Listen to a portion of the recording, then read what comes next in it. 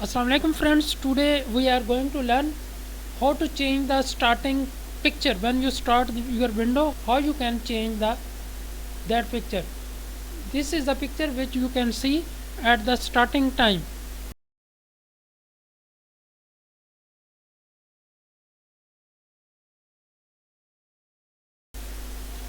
You can see change your picture. This is the option.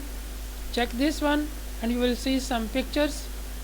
You can even browse from your files. Suppose I want to use this picture, I can double click it, so the picture will be changed. So this is the way to change the picture. I think you have liked this video. Please share with others and subscribe my channel.